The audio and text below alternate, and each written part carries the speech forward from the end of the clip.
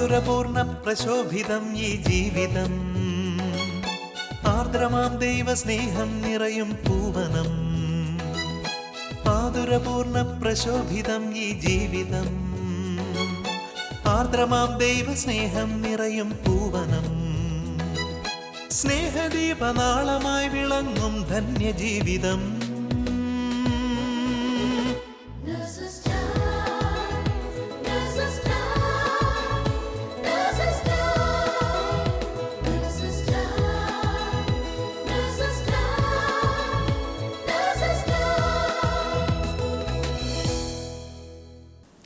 Price the Lord.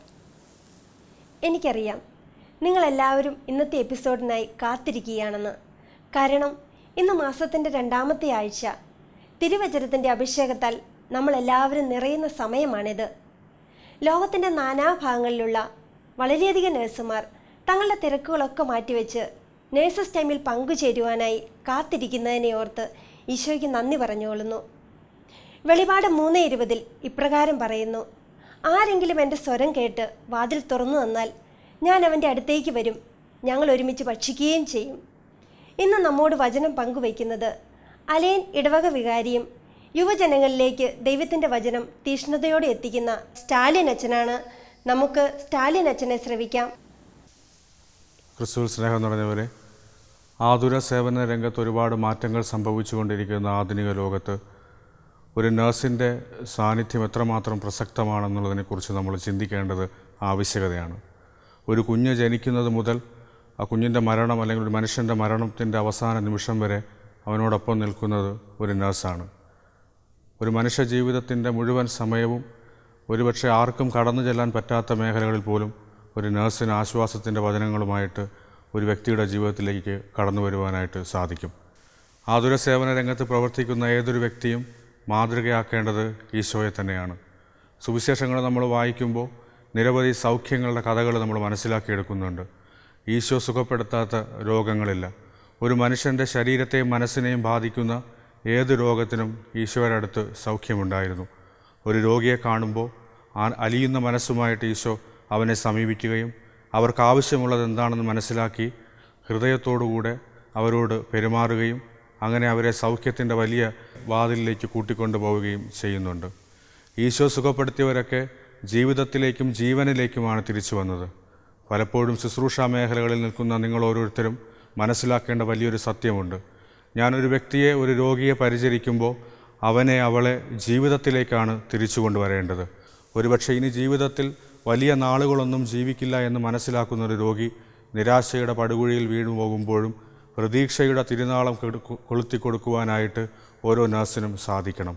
മരണം മുന്നിൽ കാണുമ്പോഴും പ്രതീക്ഷയോടുകൂടെ, പുഞ്ചിരിയോടുകൂടെ ജീവിക്കുവാനായിട്ട് പ്രേരിപ്പിക്കുന്ന തരത്തിലായിരിക്കണം നിങ്ങളുടെ ഓരോ ചേഷ്ടകളും. പലപ്പോഴും ജീവിതത്തിൻ്റെയും കുടുംബത്തിൻ്റെയും മാനസികവും ശാരീരികവുമായ സമ്മർദ്ദങ്ങളുമായിട്ട് നിങ്ങളൊരു രോഗിയുടെ സമീപിക്കുമ്പോൾ അത്തരം സമ്മർദ്ദങ്ങളൊന്നും ഒരു രോഗിയുടെ പരിചരണത്തിൽ കടന്നു വരുവാതിരിക്കാനായിട്ട് പ്രത്യേകം ശ്രമിക്കണം. ഈശോ എങ്ങനെയാണ് ഓരോ രോഗിയെയും സൗഖ്യപ്പെടുത്തിയത്? അലിവുള്ള ഹൃദയവുമായിട്ട് ഈശോ ഓരോ രോഗിയെയും സമീപിക്കുമ്പോൾ അവൻ ആവശ്യമുള്ളത് എന്താണെന്ന് ഈശോ മനസ്സിലാക്കിയിരുന്നു. സംസാരിക്കേണ്ടവരോട് സംസാരിക്കുകയും ഒപ്പം നിൽക്കേണ്ടവനോടൊപ്പം ഒപ്പം നിൽക്കുകയും തോളത്ത് കൈവച്ചും അവരെ ചേർത്ത് പിടിച്ചും ആവശ്യമുള്ളത് ചോദിച്ച് മനസ്സിലാക്കിയും ഒക്കെ കൊടുത്ത് ഈശോ ഓരോ രോഗിയെയും സൗഖ്യത്തിൻ്റെ പുതിയ തീരങ്ങളിലേക്ക് എത്തിക്കുന്നുണ്ട്. ഒരുപക്ഷെ ഒരു നഴ്സിൻ്റെ ജീവിതം എന്ന് പറയുന്നത് ഒത്തിരിയധികം സങ്കീർണതകൾ നിറഞ്ഞതാണ്. ഒത്തിരി സമയം ജോലി ചെയ്യുകയും എന്നാൽ ഒരുപാട് മാനസികവും ശാരീരികവുമായിട്ടുള്ള ഒത്തിരി വേദനകൾ അനുഭവിക്കുമ്പോഴും ചിരിക്കുന്ന മനസ്സുമായിട്ട് മുഖത്ത് പ്രതീക്ഷയുടെ വലിയൊരു ചിരിയുമായിട്ടാണ് ഇവർ ഓരോ രോഗികളെയും സമീപിക്കേണ്ടത്. ഉള്ളിൽ വേദനിക്കുമ്പോഴും അത് പുറത്ത് കാണിക്കാതെ ഈശോയുടെ സ്നേഹത്തെ പ്രതി രോഗികളെ സന്തോഷത്തോടും കർമ്മനിരതയോടും ആത്മാർത്ഥതയോടും കൂടെ പരിചരിക്കുന്ന നഴ്സുമാർ തീർച്ചയായിട്ടും ജീവിതത്തിൽ ക്രിസ്തുവിന് സാക്ഷ്യം നൽകുന്ന ഉത്തമ മാതൃകകളാണ്. പലപ്പോഴും നമ്മൾ കിട്ടുന്ന ശമ്പളത്തിൻ്റെ വലിപ്പമനുസരിച്ച് ജോലിയെ തിരഞ്ഞെടുക്കാറുണ്ട്. പലപ്പോഴും ഇന്ന് ഇതൊരു വലിയൊരു പ്രൊഫഷനായിട്ട് മാറുമ്പോഴും ഭൂരിഭാഗം പേരും ഇതൊരു വിളിയായിട്ട് സ്വീകരിക്കുകയും കിട്ടുന്ന ശമ്പളത്തെക്കാളും അതിനപ്പുറം കൊടുക്കേണ്ട സ്നേഹത്തിൻ്റെയും ജീവിതത്തിൽ തിരിച്ചു കൊണ്ടുവരേണ്ട ആവശ്യകതയെയും കുറിച്ചൊക്കെ അറിയാവുന്ന വ്യക്തികൾ നമ്മളുടെ ഇടയിൽ ഒരുപാട് പേരുണ്ട്. അത്തരം ആൾക്കാരാണ് തീർച്ചയായിട്ടും ഈശോയ്ക്ക് സാക്ഷ്യം നൽകുന്നത്. ഓരോ വ്യക്തിയും കർമ്മമേഖലകളിലേക്ക് ഇറങ്ങി ചെല്ലുമ്പോൾ ഈശോ നമ്മുടെ മുമ്പിൽ ഉണ്ടാകട്ടെ. ഈശോ എന്ന വലിയ വൈദ്യനാണ് നമ്മളെ മുന്നിലേക്ക് നയിക്കേണ്ടത്. ഈശോ തന്നെ വചനത്തിലൂടെ നമ്മളെ പഠിപ്പിക്കുന്നുണ്ട്. മരുന്നിനും ലേപനത്തിനും ഒന്നും ചെയ്യാൻ കഴിയാത്തിടത്ത് ഒരുപക്ഷെ സ്നേഹത്തിനും കരുതലിനും ആശ്വാസവചനങ്ങൾക്കും ഒരുപാട് അത്ഭുതങ്ങൾ പ്രവർത്തിക്കുവാനായിട്ട് സാധിക്കും. നമുക്കൊരു പനി വരുമ്പോൾ നമ്മൾ സ്നേഹിക്കുന്നൊരു വ്യക്തി നമ്മുടെ അടുത്തുണ്ടാകണമെന്ന് ആഗ്രഹിക്കുക പതിവാണ്. ഒരുപക്ഷെ നിങ്ങളുടെ ആശുപത്രിയിലെ രോഗക്കിടക്കയിൽ ആരും കാണാതെ അല്ലെങ്കിൽ ആരാലും നോക്കപ്പെടാതെ ഇരിക്കുന്ന ഒരു രോഗിയുടെ അടുത്ത് അല്പനേരം സ്നേഹത്തോടെ പോയി സംസാരിക്കുകയും അവൻ്റെയോ അവളുടെയോ നെറ്റിത്തടത്ത് നിങ്ങളുടെ തണുത്ത കൈ ഒന്ന് വെച്ച് സംസാരിക്കുമ്പോൾ അവനും അവളും അനുഭവിക്കുന്ന വലിയൊരു സൗഖ്യത്തിൻ്റെ അളവുണ്ട് അവരുടെ ജീവിതത്തിൽ. പലപ്പോഴും ഇത്തരം സ്പർശനങ്ങളിലൂടെ ഈശോയുടെ സ്നേഹം നമുക്ക് അവർക്ക് പകർന്നു കൊടുക്കുവാനായിട്ട് സാധിക്കും. പലപ്പോഴും നമ്മൾ ജീവിതത്തിൻ്റെ ജോലിയുടെ തിരക്കുകളിൽ ഇത്തരം കാഴ്ചകളും ഇത്തരം പ്രവൃത്തികളും നമ്മുടെ ജീവിതത്തിൽ നിന്ന് നഷ്ടപ്പെട്ടു പോകുന്നു. മറ്റു പലതും നമ്മുടെ ജീവിതത്തെയും നമ്മുടെ കർമ്മങ്ങളെയും പിടിച്ചു കുലുക്കുന്നു. ഒരുപക്ഷെ നിങ്ങളുടെ ഭവനത്തെക്കുറിച്ചുള്ള അതിയായ ചിന്തയായിരിക്കാം ഇത്തരം ചെറിയ ചെറിയ പ്രവൃത്തികളിൽ നിന്ന് നിങ്ങളെ മാറ്റി നിർത്തുന്നത്. ഓരോ മനുഷ്യനും ആഗ്രഹിക്കുന്നുണ്ട് ഒരു സ്നേഹ സാന്നിധ്യത്തെക്കുറിച്ച്. ഒരു നഴ്സിന് ഒരുപക്ഷെ ജീവിതം അവസാനിക്കുന്നുവെന്ന് കരുതുന്ന ഓരോ വ്യക്തിക്കും ഒരു സ്നേഹ സാന്നിധ്യമായിട്ട് മാറുവാനായിട്ട് സാധിക്കും. നിങ്ങളുടെ കർമ്മം എന്ന് പറയുന്നത് ഏറ്റവും വലിയ പുണ്യം ചെയ്യപ്പെട്ട ഒരു കർമ്മമാണ്. അതിൻ്റെ തീവ്രതയോടും സ്നേഹപരിചരണത്തോടും കൂടെ ചെയ്യുവാനായിട്ട് സാധിക്കുന്നുണ്ടെങ്കിൽ ഈശോ നിങ്ങളിലൂടെ പ്രവർത്തിക്കുന്നുണ്ട്. ഈശോയുടെ സ്നേഹം നിങ്ങളുടെ വിരൽ തുമ്പിലൂടെ ഒഴുകി അത് രോഗിയുടെ ശരീരത്തെ സ്പർശിക്കുമ്പോൾ നിങ്ങൾ കൊടുക്കുന്ന മരുന്നിൽ പോലും നിങ്ങളുടെ ആത്മാർത്ഥമായ പ്രാർത്ഥന കലർത്തുന്നുണ്ടെങ്കിൽ നിങ്ങൾ പോലും അറിയാതെ ഒരു വൈദ്യനും സുഖപ്പെടുത്താൻ സാധിക്കാത്ത തരത്തിലുള്ള രോഗങ്ങൾക്ക് പോലും സൗഖ്യവും ദുഃഖശമനവുമൊക്കെ ഉണ്ടാകുന്നതായിട്ട് നമ്മൾ കാണുന്നുണ്ട്. ഈശോയോടൊപ്പം നമുക്ക് ചേർന്ന് നിൽക്കുവാനായിട്ട് സാധിക്കട്ടെ. നമ്മൾ ഇതിൽ നിന്നുണ്ടാകുന്ന ഭൗതിക നേട്ടങ്ങളെക്കുറിച്ചുള്ള വലിയ സ്വപ്നങ്ങൾ മാത്രം കാണുന്നെങ്കിൽ ഒരുപക്ഷെ ഏതു തൊഴിലിനെ പോലും ഒരു തൊഴിലായിട്ട് ഇത് പരിണമിക്കുകയും അതിനപ്പുറം ഇതൊന്നും നമ്മുടെ ജീവിതത്തിൽ നേടിത്തരാതെ പോവുകയും ചെയ്യുന്നു. എന്നാൽ ഇതൊരു തൊഴിലിനപ്പുറം ഞാൻ സ്വീകരിക്കുന്ന ക്രിസ്തീയമായിട്ടുള്ളൊരു വിളിയാണെന്നുള്ളൊരു ബോധ്യം വിശ്വാസിയായ ഒരു നഴ്സിനെ സംബന്ധിച്ചിടത്തോളം ജീവിതത്തിൽ അവൾ ഏറ്റെടുത്തിരിക്കുന്ന കർമ്മമേഖലകളിൽ ഊർജ്ജസ്വലതയോടും വിശ്വാസത്തോടും ആത്മാർത്ഥതയോടും സ്നേഹത്തോടും കൂടെ ജോലി ചെയ്യുവാനായിട്ട് അവളെ പ്രേരിപ്പിക്കുന്നു. അങ്ങനെയുള്ളൊരു വ്യക്തി, അങ്ങനെയുള്ളൊരു വിശ്വാസിയെ സംബന്ധിച്ച് ജീവിതത്തിലുണ്ടാകുന്ന ചെറിയ പ്രശ്നങ്ങൾ പോലും അല്ലെങ്കിൽ ജീവിതത്തിൽ വീട്ടിനകത്ത് നടക്കുന്ന ഏതൊരു ബുദ്ധിമുട്ടും അവളുടെ കർമ്മമേഖലയെ ബാധിക്കാതെ പോകുന്നു. കാരണം അവൾക്ക് നല്ല വ്യക്തമായ ബോധ്യമുണ്ട്, ഞാൻ അഭിമുഖീകരിക്കാൻ പോകുന്നത് വേദനിക്കുന്ന ഈശോയുടെ മുഖമാണ്. സുവിശേഷം നമ്മളോട് പറയുന്നുണ്ട്, ഈ ചെറിയവനിൽ ആർക്കെങ്കിലും നിങ്ങൾ ചെയ്തു കൊടുത്തപ്പോൾ എനിക്ക് തന്നെയാണ് ചെയ്തു തന്നത്. ഈശോ വേദനിക്കുന്നുണ്ട്, ഈശോ രോഗക്കിടക്കയിലാകുന്നുണ്ട്, ഈശോ കാരാഗൃഹത്തിലാകുന്നുണ്ട്, നഗ്നനാകുന്നുണ്ട്. ഒരു രോഗി അവൻ്റെ ജീവിതത്തിൽ അനുഭവിക്കുന്ന ഏറ്റവും വലിയ വേദന അല്ലെങ്കിൽ ആരാലും ഉപേക്ഷിക്കപ്പെടുന്ന ജീവിതത്തിൽ ആരുമില്ലെന്നുള്ള തോന്നലുണ്ടാകുന്നത് ജീവിതത്തിൽ നമ്മൾ രോഗക്കിടക്കയിൽ കിടക്കുമ്പോഴാണ്. എത്ര ഉന്നതിയിൽ നിൽക്കുന്ന ഒരാളാണെങ്കിൽ പോലും, എത്ര പെരുമയിൽ നിൽക്കുന്ന ആളാണെങ്കിൽ പോലും ഒരു രോഗം ഒരു സുപ്രഭാതത്തിൽ അദ്ദേഹത്തിൻ്റെ ജീവിതത്തെ ബാധിക്കുമ്പോൾ അദ്ദേഹം മനസ്സിലാക്കുന്നു, ഇത്ര നാൾ ഞാൻ അഹങ്കരിച്ചതൊക്കെ വെറുതെ ആകുന്നുവെന്ന്.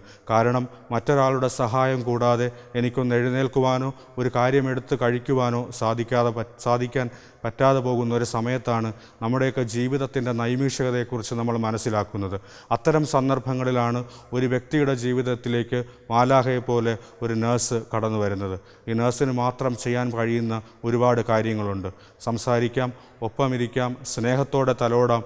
പ്രായഭേദമന്യേ നിങ്ങൾ രോഗികളോട് വളരെ കരുതലോടുകൂടി ഇടപഴകുമ്പോൾ അവർ മനസ്സിലാക്കുന്നു ആരൊക്കെയോ എനിക്ക് വേണ്ടി പ്രാർത്ഥിക്കുന്നുവെന്ന്. വിശ്വാസിയായ ഒരു നഴ്സിനെ സംബന്ധിച്ചിടത്തോളം മരുന്നിനേക്കാളുമൊക്കെ ഉപരിയായിട്ട് അവൾ മരുന്ന് കൊടുക്കുമ്പോൾ അല്പം പ്രാർത്ഥന കൂടെ കലർത്തി അതിന് കൊടുക്കുകയാണെങ്കിൽ, പ്രാർത്ഥിച്ചിട്ട് കൊടുക്കുകയാണെങ്കിൽ തീർച്ചയായിട്ടും വലിയ സൗഖ്യങ്ങൾ അവരുടെ ജീവിതത്തിലുണ്ടാകുന്നു. ഒരുപക്ഷെ നമ്മളാരും മറ്റൊരാളെ വിശ്വാസത്തിലേക്ക് കൊണ്ടുവരുവാനായിട്ട് പരിശ്രമിക്കുന്നതിന് പകരം സ്നേഹത്തോടുകൂടെ നല്ലൊരു മനുഷ്യനായിട്ട് അവരുടെ ജീവിതത്തിൽ ഇങ്ങനെയും വേദനിക്കുന്ന മനുഷ്യരോട് കരുതലോടുകൂടെ സംസാരിക്കുന്ന, യേശുവിനെ സ്നേഹിക്കുന്ന ആൾക്കാർ ഈ ഭൂമിയിൽ ഉണ്ടെന്നുള്ള വലിയൊരു ബോധ്യം അവർക്ക് കൊടുക്കുവാനായിട്ട് നമുക്ക് സാധിക്കും. ലോകത്തിൻ്റെ വിവിധ ഭാഗങ്ങളിൽ ഈശോയെ സ്നേഹിക്കുന്നുവെന്ന് കരുതി കൊല്ലുകയും കഠിനമായ പീഡനങ്ങളിലൂടെ നമ്മുടെ സഹോദരി സഹോദരന്മാരെ കടത്തിവിടുന്ന ആസുരമായൊരു കാലത്തിലാണ് നമ്മൾ ജീവിക്കുന്നത്. വേദനിച്ച് നിൽക്കുമ്പോഴും മറ്റുള്ളവരുടെ മുറിവൊപ്പിയെടുക്കുവാനായിട്ട് നിങ്ങൾ കാണിക്കുന്ന വലിയ മനസ്സ് ഒരുപക്ഷെ ലോകത്തിനൊരു പുതിയ പാഠം നൽകുകയാണ്. ഞങ്ങൾ വേദനിക്കുമ്പോഴും ഞങ്ങളോടൊപ്പം വേദനിക്കുന്ന ഞങ്ങളുടെ സഹോദരങ്ങളോടൊത്ത് ഞങ്ങളുടെ വേദനകൾ മറച്ചു വെച്ചുകൊണ്ട് അവരോടൊപ്പം ആയിരിക്കുവാനും അവരുടെ സഹനത്തിന് അല്പം ആശ്വാസമാകുവാനും ഞങ്ങൾ പ്രാർത്ഥനയോടുകൂടെ അവരുടെ കരം പിടിക്കുന്നുവെന്ന് നമ്മൾ കാണിച്ചു കൊടുക്കുന്ന വലിയ സാക്ഷ്യം ഈശോയുടെ സ്നേഹത്തിന് തന്നെ വലിയ സാക്ഷ്യങ്ങൾ നൽകുന്നു എന്ന് നമ്മൾ വിശ്വസിക്കേണ്ടിയിരിക്കുന്നു. ഓരോ നേഴ്സും കർമ്മരംഗത്തേക്ക് ഇറങ്ങി ചെല്ലുമ്പോൾ ഓർക്കേണ്ട വലിയ സത്യം ഇതാണ്: വീട് നമ്മളെ സംബന്ധിച്ചിടത്തോളം നമ്മളുടെ സ്വന്തമാണ്. എന്നാൽ നിങ്ങളുടെ തൊഴിലിടം നിങ്ങളെ സംബന്ധിച്ചിടത്തോളം വീടിനേക്കാളും വലിയൊരു പൊതു ഇടമാണ്. ഇവിടെ നിങ്ങൾ പോലും അറിയാത്ത ആൾക്കാരാണ് നിങ്ങളുടെ മുമ്പിലേക്ക് വരുന്നത്. ഒരുപക്ഷെ നിങ്ങളുടെ വീടിനകത്ത് നിങ്ങളെന്നും കണ്ടുകൊണ്ടിരിക്കുന്ന നിങ്ങളുടെ ഭർത്താവും നിങ്ങളുടെ മക്കളും മാത്രമായിരിക്കുമുള്ളത്. എന്നാൽ നിങ്ങളുടെ തൊഴിൽ മേഖലയായ ആശുപത്രിയിലോ ജീവിതത്തിൽ പോലും നിങ്ങൾ കാണുമെന്ന് പ്രതീക്ഷിക്കാത്ത ഒരുപാട് ആൾക്കാർ വരുന്നു. ഒത്തിരി പ്രശ്നങ്ങളുമായിട്ട്, ഒത്തിരി വേദനകളുമായിട്ട്. അവരുടെ വായിൽ നിന്നോ അവരുടെ അധരത്തിൽ നിന്നോ വലുതായിട്ടൊന്നും നമുക്ക് നല്ലത് കേൾക്കുവാനായിട്ട് സാധിക്കുന്നില്ല. വേദനകളുടെ ഞരക്കവും മരുന്നിൻ്റെ ഗന്ധവുമുള്ള ആശുപത്രി വാർഡുകളിലൂടെ നിങ്ങൾ സഞ്ചരിക്കുമ്പോൾ ഒരുപക്ഷെ നിങ്ങളുടെ ജീവിതത്തിലെടുക്കുന്ന ആത്മീയതയുടെ വലിയ സ്നേഹത്തിൻ്റെ കരുതലിൻ്റെ സുഗന്ധം പരത്തിക്കൊണ്ട് കടന്നു പോകുവാൻ സാധിക്കുന്നുണ്ടെങ്കിൽ ഒരുപാട് രോഗികൾക്ക്, ഒത്തിരി പ്രശ്നങ്ങളുടെ നടുവിൽ നിൽക്കുന്ന സാധാരണ ജനങ്ങൾക്ക് ആശ്വാസമായിട്ട് മാറുവാനായിട്ട് സാധിക്കും. സ്നേഹം നിറഞ്ഞവരെ, നിങ്ങൾ ഏറ്റെടുത്തിരിക്കുന്നത് വിളി ആണെന്നുള്ള വലിയൊരു ബോധ്യം നിങ്ങൾക്കുണ്ടാകട്ടെ. തൊഴിലല്ല, തൊഴിലിനും അപ്പുറം ഇതൊരു വിളിയാണ്. കിട്ടുന്ന ശമ്പളമനുസരിച്ചല്ല നമ്മൾ ജോലി ചെയ്യേണ്ടത്, മറിച്ച് അതിനേക്കാളൊക്കെ ഉപരിയായിട്ട് ആത്മീയമായൊരു ഉണർവും ആത്മീയമായൊരു സന്തോഷവും ഒന്നിനും തരാൻ കഴിയാത്ത തരത്തിലുള്ള ഒരു സമാധാനവും സൗഖ്യവും നിങ്ങൾക്ക് ലഭിക്കുന്നു. ഒരു മനുഷ്യൻ്റെ മുറിവൊപ്പുമ്പോൾ, ഒരു മനുഷ്യൻ്റെ വേദനയ്ക്കല്പം ശാന്തിയായിട്ട് നിങ്ങൾ മാറുമ്പോൾ അതിനൊക്കെ തക്കതായ പ്രതിഫലം നിങ്ങളുടെ വ്യക്തി ജീവിതത്തിലും കുടുംബത്തിലും ഉണ്ടാകുന്നു. ഈശോയെയാണ് നമ്മൾ ശുശ്രൂഷിക്കുന്നു എന്നുള്ള വലിയൊരു മനോഭാവം ഉണ്ടാകട്ടെ. അവിടുത്തെ വാക്ക് അവിടുത്തെ വചനം നമ്മളുടെ മനസ്സിൽ എപ്പോഴും ഉണ്ടാകട്ടെ. ഞാനൊരു രോഗിയെ കാണുമ്പോൾ, വേദനിക്കുന്ന ഒരാളെ കാണുമ്പോൾ, നഗ്നനായിട്ട് കിടക്കുന്ന, രോഗക്കിടക്കയിൽ കിടക്കുന്ന എൻ്റെ ഒരു രോഗിയെ കാണുമ്പോൾ ഈശോയെ തന്നെയാണ് ഞാൻ കാണുന്നു എന്നുള്ള വലിയൊരു ബോധ്യം എൻ്റെ ജീവിതത്തിൽ, എൻ്റെ തൊഴിലിടങ്ങളിൽ കുറച്ചുകൂടെ ആർദ്രതയോടുകൂടെ പെരുമാറുവാനും സ്നേഹത്തോടുകൂടെ മറ്റുള്ളവർ ഇടപഴകുവാനുമായിട്ട് എനിക്ക് സാധിക്കട്ടെ. എൻ്റെ കുടുംബം ഒരുപക്ഷെ സംഘർഷങ്ങളുടെ ഇടമായിട്ട് മാറുന്നു ചില നേരങ്ങളിലെങ്കിലും. ഞാൻ രാത്രിയുടെ യാമങ്ങളിൽ ഒത്തിരി ജോലി ചെയ്ത് തിരിച്ചു വരുമ്പോൾ ഞാൻ പ്രതീക്ഷിക്കുന്ന തരത്തിലുള്ള സ്നേഹം എൻ്റെ ഭവനത്തിൽ നിന്ന് എനിക്ക് ലഭിക്കണമെന്നില്ല. എന്നെ കാത്തിരിക്കുവാനായിട്ട് ആരും എൻ്റെ വീട്ടിൽ ഉണർന്നിരിക്കുന്നില്ല. എങ്കിലും ഉണർന്നിരുന്ന് ഞാൻ മറ്റുള്ളവരെ ശുശ്രൂഷിച്ച് എൻ്റെ ഭവനത്തിലേക്ക് വരുമ്പോൾ എന്നെ മടുപ്പിക്കുന്ന ഇത്തരം രംഗങ്ങളാണ് എൻ്റെ വീട്ടിലുള്ളതെങ്കിലും അതൊന്നും എൻ്റെ കർമ്മത്തെ, എൻ്റെ തൊഴിലിനെ, എൻ്റെ വിളിയെ അതിൽ ആത്മാർത്ഥതയോടുകൂടെ പ്രവർത്തിക്കാനായിട്ട് ഒന്നും തടസ്സമായിട്ട് മാറുന്നില്ല. ഒരുപക്ഷെ ഒരു നല്ല അമ്മ നല്ലൊരു നേഴ്സായിട്ട് മാറിയെന്നിരിക്കാം. ഓരോ നേഴ്സും അമ്മയുടെ ഹൃദയമുള്ളവളായിട്ട് മാറട്ടെ. കാരണം ഓരോ രോഗിയും ഒരു നേഴ്സിൻ്റെ മുമ്പിൽ വരുമ്പോൾ ഒരു കുഞ്ഞിനെ പോലെയാണ്.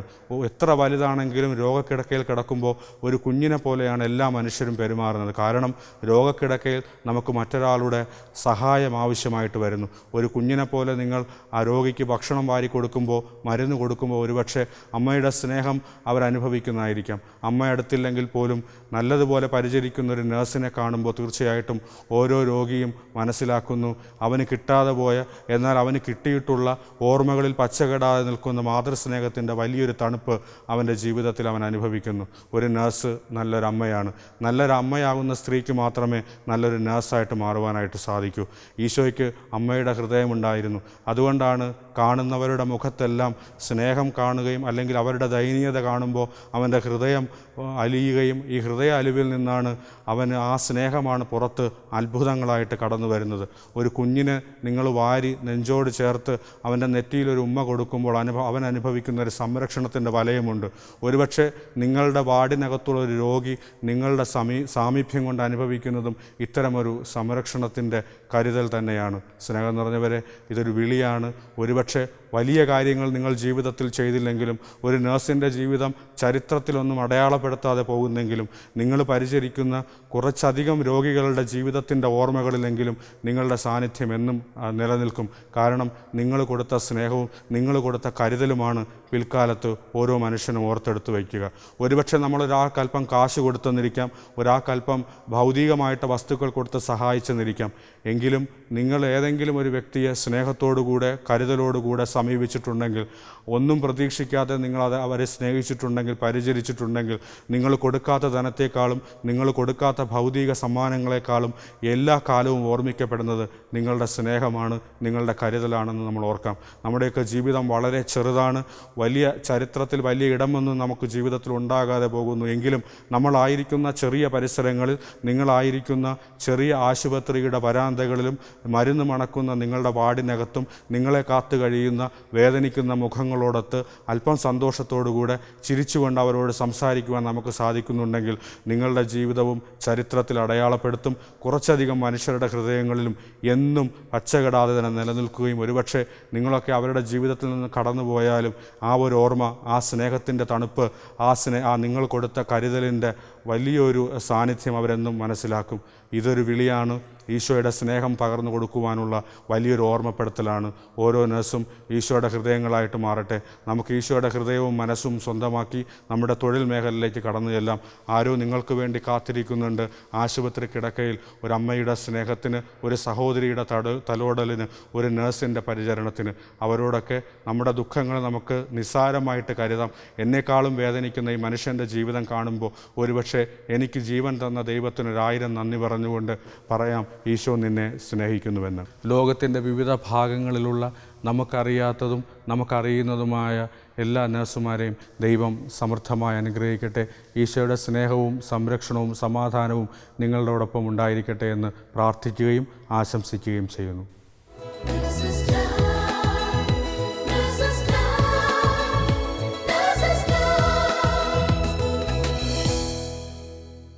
സ്റ്റാലിൻ അച്ഛനിലൂടെ നമ്മൾ കേട്ട ദൈവവചനം 100 മേനി ഫലം പുറപ്പെടുവിക്കട്ടെ എന്ന് പ്രാർത്ഥിക്കാം. വിശുദ്ധ മർക്കോസ് 16:20 ഇപ്രകാരം വായിക്കുന്നു: അവർ എല്ലായിടത്തും പോയി പ്രസംഗിച്ചു. കർത്താവ് അവരോടുകൂടി പ്രവർത്തിക്കുകയും അടയാളങ്ങൾ കൊണ്ട് വചനം സ്ഥിരീകരിക്കുകയും ചെയ്തിരുന്നു. ഒരു നേഴ്സിന് തൻ്റെ ജീവിതത്തിൽ ഈശോ വഴിയുണ്ടായ ഒരു അനുഭവം നമുക്ക് ശ്രവിക്കാം. Price the Lord. യേശുവേ നന്ദി, യേശുവേ സ്തോത്രം. പൗലോസ്ലീഹ റോമാക്കാർക്ക് എഴുതിയ ലേഖനം 8-ാം അധ്യായം 28-ാം തിരുവചനം. ദൈവത്തെ സ്നേഹിക്കുന്നവർക്ക്, അവിടുത്തെ പദ്ധതി അനുസരിച്ച് വിളിക്കപ്പെട്ടവർക്ക് അവിടുന്ന് സകലവും നന്മയ്ക്കായി പരിണമിപ്പിക്കുന്നു. ഈ തിരുവചനം തികച്ചും സത്യമാവുകയായിരുന്നു എൻ്റെ ജീവിതത്തിൽ. എൻ്റെ പേര് പ്രീതി ജോസഫ്. UAE-യിൽ അലൈൻ എന്ന സ്ഥലത്ത് നേഴ്സായി ജോലി ചെയ്യുന്നു. പലരെയും പോലെ സാഹചര്യങ്ങളാലാണ് ഞാനും ഒരു നേഴ്സായത്. ആ വിളിയുടെ വില ഞാൻ അറിഞ്ഞില്ലെന്ന് മാത്രമല്ല, ഞാനൊരു നേഴ്സാണെന്ന് മറ്റുള്ളവർ അറിയുന്നതും ഞാൻ ഇഷ്ടപ്പെട്ടിരുന്നില്ല. അതിനാൽ തന്നെ ഈ നേഴ്സസ് മിനിസ്ട്രിയുടെ കൂട്ടായ്മയോട് ഞാൻ അകന്നു നിന്നിരുന്നു. വിശുദ്ധ യോഹന്നാൻ്റെ സുവിശേഷം 15-ാം അധ്യായത്തിൽ പറയുന്നു, നിങ്ങൾ പോയി ഫലം പുറപ്പെടുവിക്കുന്നതിനും നിങ്ങളുടെ ഫലം നിലനിൽക്കുന്നതിനും വേണ്ടി ഞാൻ നിങ്ങളെ നിയോഗിച്ചിരിക്കുന്നു. ഞാൻ മുന്തിരിച്ചെടിയും നിങ്ങൾ അതിലെ ശാഖകളുമാണ്. എൻ്റെ ശാഖകളിൽ ഫലം നൽകാത്തതിനെ അവിടുന്ന് നീക്കിക്കളയുന്നു. ഫലം നൽകുന്നതിനെ കൂടുതൽ കായ്ക്കാനായി അവിടുന്ന് വെട്ടിയൊരുക്കുകയും ചെയ്യുന്നു. അതേ സഹോദരങ്ങളെ, പിതാവായ ദൈവം എന്നെ വെട്ടിയൊരുക്കുകയായിരുന്നു. 2010 ജൂലൈയിലുണ്ടായ ഒരു സംഭവം എൻ്റെ ജീവിതത്തെ മാറ്റിമറിച്ചു. എനിക്ക് ഉറുമ്പ് കടിച്ചാൽ ചില അലർജിക് റിയാക്ഷൻസ് ഒക്കെ ഉണ്ടാകാൻ തുടങ്ങി. ആദ്യമൊക്കെ ചെറിയ റിയാക്ഷൻസ് ആയിരുന്നു ഉണ്ടായിരുന്നതെങ്കിലും പിന്നീട് ക്രമേണ ഓരോ പ്രാവശ്യവും ഉറുമ്പ് കടിക്കുമ്പോൾ റിയാക്ഷൻസ് കൂടിക്കൂടി വന്നിരുന്നതിനാൽ എത്രയും പെട്ടെന്ന് ഹോസ്പിറ്റലിൽ എത്തിയില്ലെങ്കിൽ എൻ്റെ ജീവൻ നഷ്ടപ്പെടുന്ന അവസ്ഥയിലായിരുന്നു. അതുകൊണ്ട് അഡ്രിനാലിൻ പോലെയുള്ള ജീവൻ സംരക്ഷിക്കുന്നതിന് ആവശ്യമായ മരുന്നുകൾ ഞാൻ എപ്പോഴും എൻ്റെ കൂടെ കൊണ്ടു നടന്നിരുന്നു. ആശുപത്രിക്ക് അടുത്ത് തന്നെ വീടുമെടുത്ത് താമസിച്ചു പോന്നിരുന്നു. അങ്ങനെ ഇരിക്കെ 2010 ജൂലൈ മാസത്തിൽ അവധിക്ക് ഞാൻ നാട്ടിൽ പോയപ്പോൾ അവിടെ വെച്ച് എന്നെ ഒരു ഉറുമ്പ് കടിക്കാനിടയായി. പെട്ടെന്ന് തന്നെ ഞങ്ങൾ ഹോസ്പിറ്റലിലെത്തിയെങ്കിലും അവിടെയുള്ള നേഴ്സുമാരോ ഡോക്ടർമാരോ അതിന് തക്കതായ പ്രാധാന്യം കൊടുക്കുകയോ വേണ്ടതായ ട്രീറ്റ്മെൻറ്റുകൾ തുടങ്ങുകയോ ചെയ്തില്ല. ഒരു ഉറുമ്പ് കടിച്ചാൽ എന്ത് വരാന് എന്നായിരുന്നു അവരുടെ ചോദ്യം. ഞാൻ അവിടെ കിടന്ന് ഉറക്ക കരഞ്ഞുകൊണ്ടിരുന്നു. എനിക്കിതിനു മുൻപ് ഇങ്ങനെയൊക്കെ സംഭവിച്ചിട്ടുണ്ട്. അപ്പോഴെല്ലാം പെട്ടെന്ന് തന്നെ മരുന്നുകൾ ലഭിച്ചതുകൊണ്ടാണ് ഞാൻ രക്ഷപ്പെട്ടത്. എനിക്ക് തരേണ്ടതായ മരുന്നുകൾ ഞാൻ വിളിച്ചു പറഞ്ഞ് കരഞ്ഞുകൊണ്ടേയിരുന്നു. അവിടെ കിടന്ന് മരിച്ചു പോകുമോ എന്ന് ഞാൻ ഭയപ്പെട്ടു. ഞാനൊരു നേഴ്സാണ്. ഞാൻ പറയുന്നത് നിങ്ങൾ വിശ്വസിക്കണമെന്ന് ഞാൻ ആവർത്തിച്ചു പറഞ്ഞു. ഒടുവിൽ എൻ്റെ നിർബന്ധം നിമിത്തം അവർ മരുന്നുകൾ തരാൻ തുടങ്ങിയെങ്കിലും എൻ്റെ അവസ്ഥ തീരെ മോശമായതിനാൽ അവർ എന്നെ ICUവിലേക്ക് മാറ്റി. തിരുവചനം ഇങ്ങനെ പറയുന്നു: കർത്താവ് താൻ സ്നേഹിക്കുന്നവർക്ക് ശിക്ഷണം നൽകുന്നു, മക്കളായി കരുതുന്നവരെ പ്രഹരിക്കുകയും ചെയ്യുന്നു. വീണ്ടും തിരുവചനം നമ്മെ ഇങ്ങനെ ഓർമ്മിപ്പിക്കുന്നു: കർത്താവ് നിനക്ക് കഷ്ടതയുടെ അപ്പവും ക്ലേശത്തിൻ്റെ ജലവും തന്നാലും നിന്റെ ഗുരു നിന്നിൽ നിന്ന് മറഞ്ഞിരിക്കുകയില്ല. അവിടുത്തെ നയനങ്ങൾ നിന്നെ ദർശിച്ചുകൊണ്ടേയിരിക്കും. അതേ സഹോദരങ്ങളെ, അവിടുന്ന് എന്നെ മരണത്തോളം വിട്ടുകൊടുത്തില്ല. ICUവിൽ ബോധം തിരിച്ചു വന്നപ്പോൾ ഞാൻ തിരിച്ചറിഞ്ഞു, ഒരു നേഴ്സ് ആയതുകൊണ്ട് മാത്രമാണ് എനിക്ക് എൻ്റെ ജീവൻ തിരിച്ചു കിട്ടിയതെന്ന്.